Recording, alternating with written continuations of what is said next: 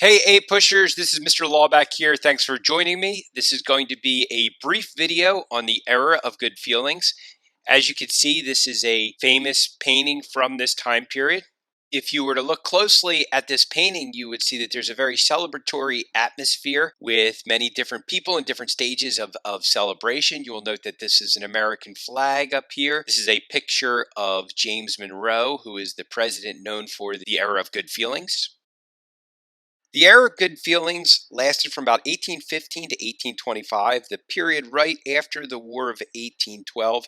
And the term the era of good feelings was coined by a Boston journalist during a visit from James Monroe to New England. So James Monroe wins the election of 1816 in a landslide, 183 electoral votes to 34 electoral votes.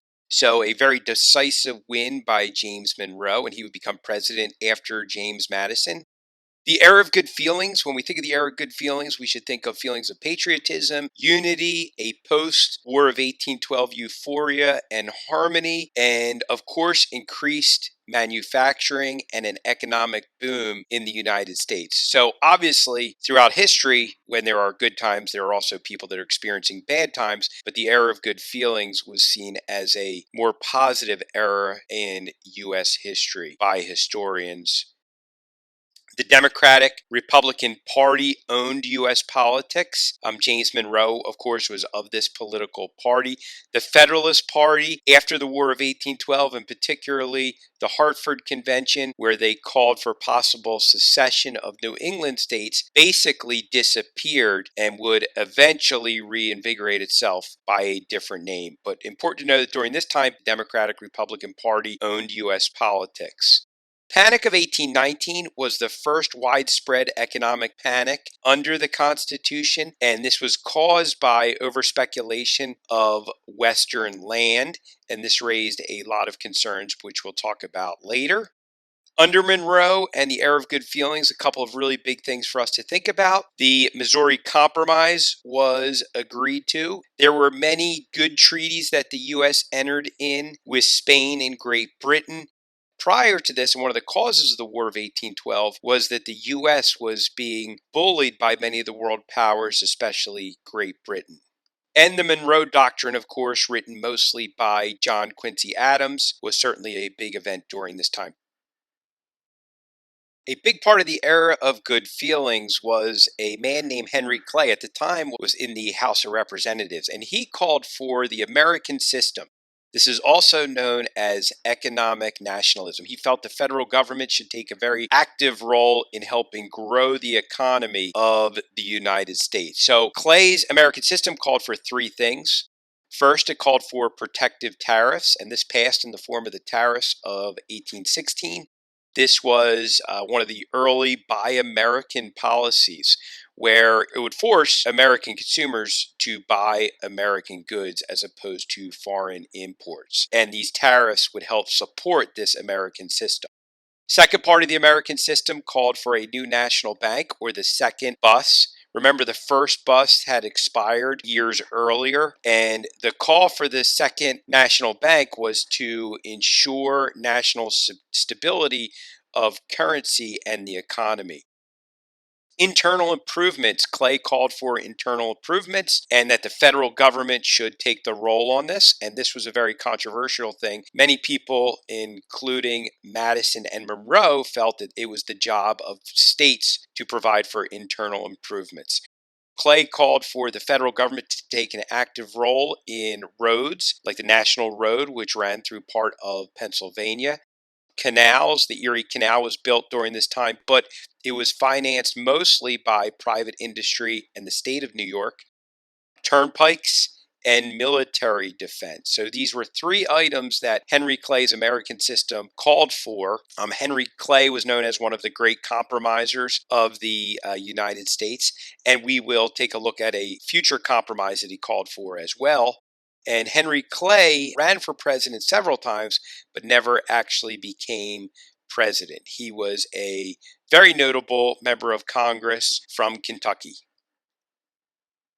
So around 1820, a controversy arose. Missouri applied for statehood and wanted to enter the Union as a state, and they wanted to enter as a slave state.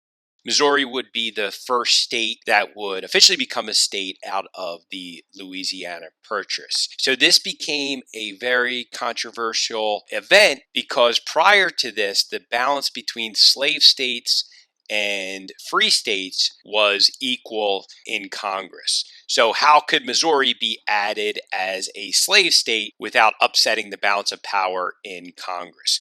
So, Henry Clay, again, one of the great compromisers of U.S. history, came up with the Missouri Compromise of 1820. It stipulated this: Missouri would be added as a slave state. Maine would then be added as a free state carved out of what Massachusetts was. So this would maintain the balance of power in Congress because you'd have one free state, one slave state added.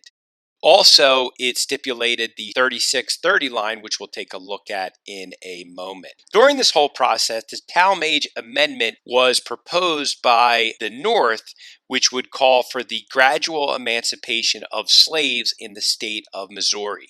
This really angered many Southerners because they felt it was a shot at the institution of slavery and was just the beginning. Ultimately, the Talmadge Amendment was not added to the Missouri Compromise and it failed. The impacts of the Missouri Compromise, the big impact was that it created this sectional tension and planted the seeds for what eventually would lead to the American Civil War a couple of decades later.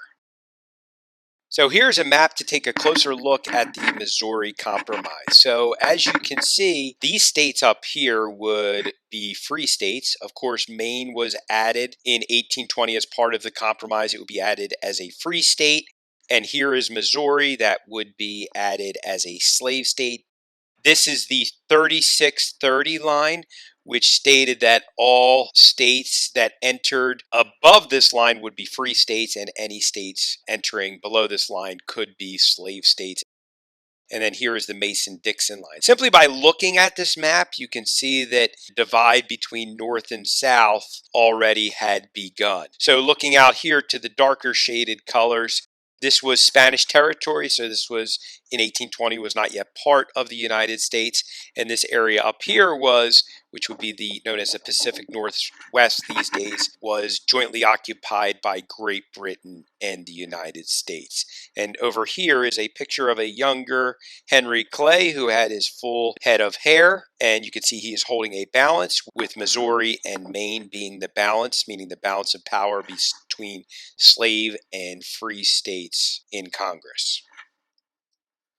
The Monroe Doctrine of 1823 was a very important aspect of the era of good feelings. Now, the Monroe Doctrine was written mostly by John Quincy Adams, who was the son of John Adams and was a very savvy Secretary of State. And again, he orchestrated many positive for the U.S. treaties during this time. So the Monroe Doctrine stated that North America was closed to any more colonization. There were lots of concerns about France, Spain, and Russia colonizing areas of the Western Hemisphere. It was created by the U.S. to protect the Western Hemisphere. Now, keep in mind that the many countries had gained independence in the Western Hemisphere from their European colonizers, and the U.S. did not want to see it go back to European colonization.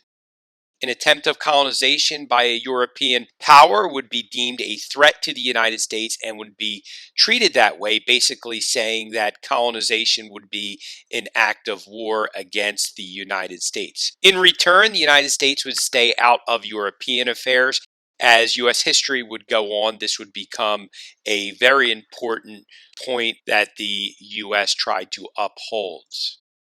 Great Britain supported the Monroe Doctrine, and the big thing that Great Britain wanted to protect was their trade with the United States. So the United States really had no way to enforce the Monroe Doctrine, so Britain being on their side with this allowed the British Navy to serve as a big deterrent for other European powers to try to colonize or get involved in the Western Hemisphere.